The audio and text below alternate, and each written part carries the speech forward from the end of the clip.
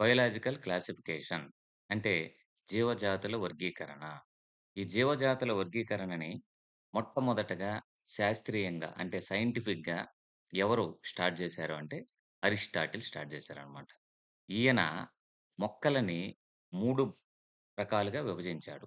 అవేంటంటే trees, షర్బ్సు and herbs అనమాట. అదే విధంగా యానిమల్స్‌ని కూడా 2 రకాలుగా విభజించాడనమాట. అవేంటంటే red blooded, no red blooded animals అనమాట. అంటే జంతువులన్నిటిని కూడా ఎర్రగా రక్తం కలిగి ఉండేటువంటి జంతువులు, అదేవిధంగా ఎర్రగా రక్తం లేనటువంటి జంతువులుగా విభజించాడనమాట. ఈయనే అరిస్టాటిల్. ఈయనే మొట్టమొదటగా బయోలాజికల్ క్లాసిఫికేషన్‌ని శాస్త్రీయంగా లేదంటే సైంటిఫిక్‌గా స్టార్ట్ చేశారు. ఆ తర్వాత క్లాసిఫికేషన్‌లో మనం చెప్పుకోదగినటువంటి వ్యక్తి ఎవరు అనంటే, కార్ల్ వాన్ లిన్నేయస్ అన్నమాట. సో, ఈ కరోల్ వాన్ లిన్నేయస్ అనే ఆయన 2 కింగ్డమ్ క్లాసిఫికేషన్‌ని ప్రపోజ్ చేసాడన్నమాట. ఆ 2 కింగ్డమ్స్ ఏంటంటే, అన్ని లివింగ్ ఆర్గానిజమ్స్‌ని ప్లాంట్స్, యానిమల్స్‌గా అతను డివైడ్ చేశాడన్నమాట. కానీ లిమిటేషన్స్ ఏంటి అంటే, మనకు తెలుసు మైక్రో ఆర్గానిజమ్స్ అనేటివున్నాయి. అవి ప్రొకార్యోట్స్, అదేవిధంగా యూకార్యోట్స్‌గా డివైడ్ చేసామని జెప్పేసి. అంటే ఫర్ ఎగ్జాంపుల్ బాక్టీరియాని ప్రొకార్యోట్ అంటాం. రిమైనింగ్ అన్నీ కూడా యూకారియోట్స్ అంటాం. కానీ ఇక్కడ ప్లాంట్స్, యానిమల్స్‌లో ప్రోకారియోట్, యూకారియోట్‌కి డిఫరెన్షియేషన్ చేయలేదు. అక్కడ అది ఫెయిల్యూర్ అయిపోయిందన్నమాట 2 కింగ్డమ్ క్లాసిఫికేషన్. అదే విధంగా యూనిసెల్యులర్, మల్టీ సెల్యులర్ డిస్క్రిమినేషన్ గూడా అతను చేయలేదన్నమాట. అంటే ప్లాంట్స్‌లో యూనిసెల్యులర్ ఉంటాయి, మల్టీ సెల్యులర్ ఉంటాయి. అలాంటి వాటిని అతను ఎక్కడ మెన్షన్ చేయలేదన్నమాట. అదే విధంగా యానిమల్స్‌లో కూడా యూనిసెల్యులర్ ఉంటాయి, మల్టీ సెల్యులర్ ఉంటాయి. అదెక్కడ అతను డిస్క్రైబ్ చేయలేదన్నమాట. సో, అక్కడ కూడా అది ఫెయిల్ అయిపోయిందన్నమాట. అదే విధంగా ఫోటోసింథటిక్, నాన్ ఫోటోసింథటిక్ అనేదాన్ని కూడా అతను చేయలేదన్నమాట. ఎందుకంటే మనకు కొన్ని రకాలైనటువంటి జీవులు బోత్ ప్లాంట్, యానిమల్ క్యారెక్టర్స్‌ని కలిగి ఉంటాయి. ఫర్ ఎగ్జాంపుల్ యూగ్లినాని తీసుకున్నామనుకోండి. యూగ్లినాలో ఫ్లాజెల్లా ఉంటుంది. ఫ్లాజెల్లా ద్వారా అది మూవ్‌మెంట్ చూపిస్తుంది. అదేవిధంగా క్లోరోప్లాస్ట్ ఉంటుంది. దాని ద్వారా అది ఫోటోసింథసిస్ కూడా జరుగుతుంటుందనమాట. సో, ఈ మూడిటిని అతను ఎక్స్‌ప్లెయిన్ చేయలేకపోయిందనమాట 2 kingdom classification. So, Carl von Linnaeus అనే ఆయన 2 కింగ్డమ్ క్లాసిఫికేషన్ ప్రపోజ్ చేసి ప్లాంట్స్, యానిమల్స్ అనే విధంగా జీవుల్ని విభజించాడు. బట్ లిమిటేషన్స్ ఏంటంటే ప్రొకార్యోట్స్ అంటే కేంద్రక పూర్వజీవులు, యూకారియోట్స్ కేంద్రక జీవులనే దాన్ని ఆయన డిస్క్రైబ్ చేయలేకపోయాడు. ఎక్స్‌ప్లెయిన్ చేయలేకపోయాడు. అదే విధంగా యూనిసెల్యులర్, మల్టీ సెల్యులర్ నేచర్‌ని కూడా అతను చెప్పలేదు. అదే విధంగా ఫోటోసింథటిక్, నాన్ ఫోటోసింథటిక్ అనే విషయాన్ని కూడా అతను చెప్పలేదన్నమాట. సో, ఈ కార్ల్ వాన్ లిన్నేయస్ అనే ఆయన మనకు బాగా తెలుసు. ఏ విధంగా తెలుసు అంటే బైనామియల్ నామన్క్లేచర్ అన్నమాట. ప్రతి ఒక్క జీవికి 2 పేర్లు ఉండేటువంటి నామీకరణ పద్ధతిని ఆయన ప్రవేశపెట్టాడన్నమాట. తర్వాత సెవరల్ సిస్టమ్స్ ఆఫ్ క్లాసిఫికేషన్స్ అనేటివి డెవలప్ అయ్యాయన్నమాట. 3 కింగ్డమ్ క్లాసిఫికేషన్, 4 కింగ్డమ్ క్లాసిఫికేషన్, 5, 6 అలా different different classification system develop అయ్యాయి. ఏ సిస్టమ్ డెవలప్ అయినప్పటికి కూడా ప్లాంట్స్, యానిమల్స్ అనే కింగ్డమ్స్ మాత్రం కాన్‌స్టెంట్ గానే ఉన్నాయన్నమాట. సో, మీరు 2 కింగ్డమ్ సిస్టమ్ నుంచి 6 కింగ్డమ్ క్లాసిఫికేషన్ వరకు ఎక్కడ చూసినా గాని ఎటువంటి చేంజ్ లేకుండా ఉండేటువంటి ఆహ్, మనకెప్పుడు కనిపించేటువంటి కింగ్డమ్స్ ఏంటివంటే ప్లాంట్ కింగ్డమ్, అదేవిధంగా యానిమల్ కింగ్డమ్. ఓకేనా? So, several systems of classification came. But in all systems plant and animals were constant. Plants, animals అనే సిస్టమ్స్ ఎప్పుడు కూడా అన్ని క్లాసిఫికేషన్‌లో కాన్‌స్టెంట్‌గా ఉండిపోయాయన్నమాట. తర్వాత పాపులర్ అయినటువంటి క్లాసిఫికేషన్ సిస్టమ్ ఏంటంటే 5 కింగ్డమ్ క్లాసిఫికేషన్ సిస్టమ్. దీన్నెవరు ప్రపోజ్ చేసాడంటే విట్టేకర్ అనే ఆయన ప్రపోజ్ చేసాడన్నమాట. మరి ఈ విట్టేకర్ ప్రపోజ్ చేసినప్పుడు ఏవైతే లిమిటేషన్స్ ప్రీవియస్‌గా ఉన్నాయో వాటన్నిటిని కన్సిడర్ చేస్తూ ఈయన చేసాడన్నమాట. సో, ఆ లిమిటేషన్స్ ఏంటంటే ఒకటి సెల్ స్ట్రక్చర్‌ని కన్సిడర్ చేసాడు. అదేవిధంగా అంటే కణ నిర్మాణాన్ని కన్సిడర్ చేసాడు. అదేవిధంగా బాడీ ఆర్గనైజేషన్ అన్నమాట. సో, దేహ ఆకృతిని కూడా అతను కన్సిడర్ చేసాడన్నమాట. Body organisation. అదేవిధంగా మోడ్ ఆఫ్ న్యూట్రిషన్ అది ఏ విధంగా ఫుడ్ తీసుకుంటుంది అనే దాన్ని కూడా కన్సిడర్ చేసాడు. అదేవిధంగా రీప్రొడక్షన్ ప్రత్యుత్పత్తిని కూడా కన్సిడర్ చేసాడు. అండ్ ఫైలోజెనెటిక్ రిలేషన్ అంటే ఎవల్యూషన్ రిలేషన్‌షిప్ ఎలా ఉంది? ఈ 5 పాయింట్లని కన్సిడర్ చేస్తూ అతను 5 కింగ్డమ్ క్లాసిఫికేషన్ ప్రపోజ్ చేసాడన్నమాట. సో, ఈ 5 కింగ్డమ్స్ ఏమేంటివి అనంటే Monera, Protista, fungi, plant, animals. So, ఈ 5 కింగ్డమ్స్‌లో ఫస్ట్‌దున్నటువంటి మొనిరా అనేది అన్నీ కూడా ప్రోకారియోటిక్ ఆర్గానిజమ్సే. సో, మొనిరాలో మనకుండేటువంటియన్ని ప్రోకారియోటిక్ ఆర్గానిజమ్స్ అంటే కేంద్రక పూర్వజీవులు. అన్నీ కూడా unicellular organisms. So, unicellular prokaryotic organisms అన్నీ కూడా మనకి మొనిరా కిందకి వస్తాయన్నమాట.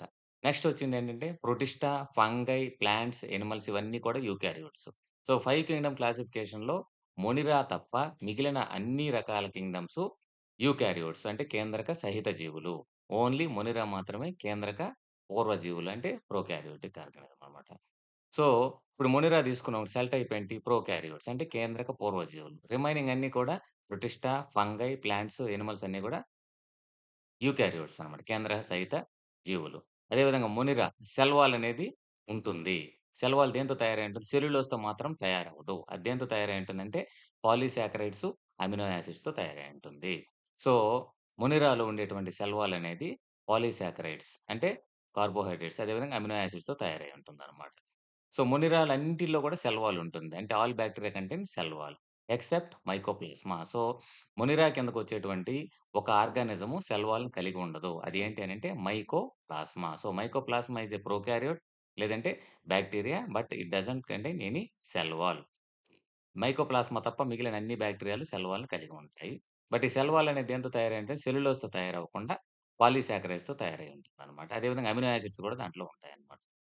నెక్స్ట్ మీరు ప్రొటిస్టా తీసుకున్నారనుకోండి. కొన్నిట్లో సెల్ వాల్ ఉంటుంది. కొన్నిట్లో సెల్ వాల్ ఉండదు. Present in some organ diatoms ఉన్నాయనుకోండి. వాటిలో సెల్ వాల్ అనేది ఉంటుందన్నమాట. నెక్స్ట్ ఫంగైకెళ్లారనుకోండి. ఫంగైలో సెల్ వాల్ ఉంటుంది. బట్ అది కైటిన్‌తో తయారై ఉంటుంది. సో, కైటిన్‌తో తయారైనటువంటి సెల్ వాల్ దేంట్లో ఉంటుంది అనంటే మనకి ఫంగస్‌లో ఉంటుందన్నమాట. నెక్స్ట్ ప్లాంట్స్‌కెళ్లారనుకోండి. ప్లాంట్స్‌లో సెల్ వాల్ కంపల్సరీగా ఉంటుంది. అది సెల్యులోజ్‌తో తయారై ఉంటుంది. సో, సెల్యులోజ్‌తో తయారై ఉంటుందన్నమాట. నెక్స్ట్ యానిమల్స్ కంప్లీట్‌గా సెల్ వాల్ అబ్సెంట్ అయినటువంటి ఆర్గానిజమ్స్ ఏవైనా ఉన్నాయంటే యానిమల్స్. యానిమల్స్‌లో అసలు సెల్ వాల్ ఉండదు.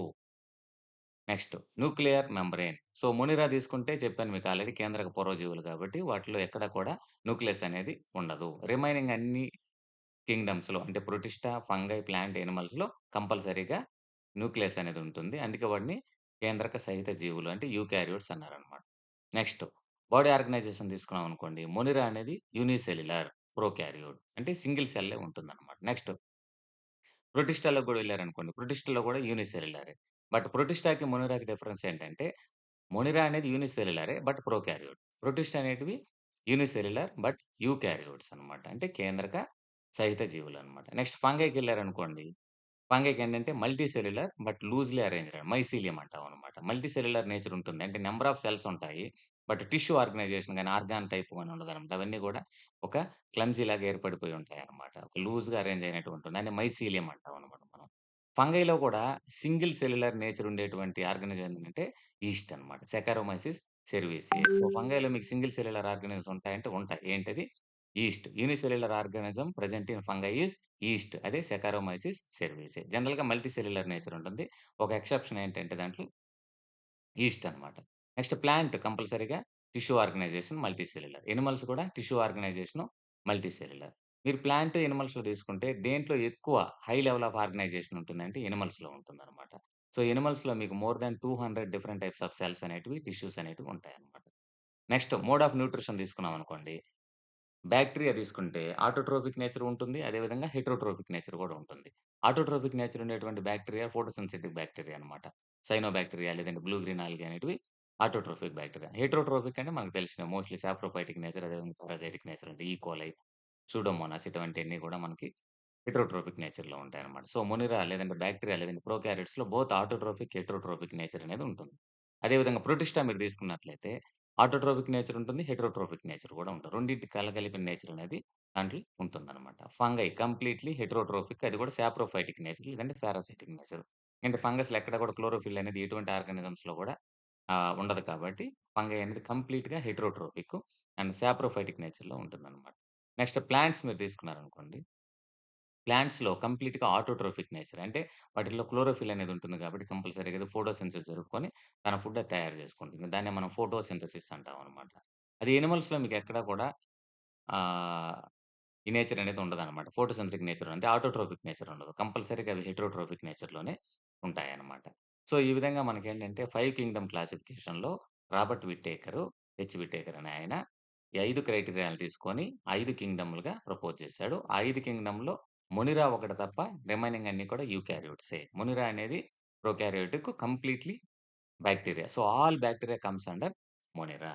This is about biological classification up to 5 Kingdom system.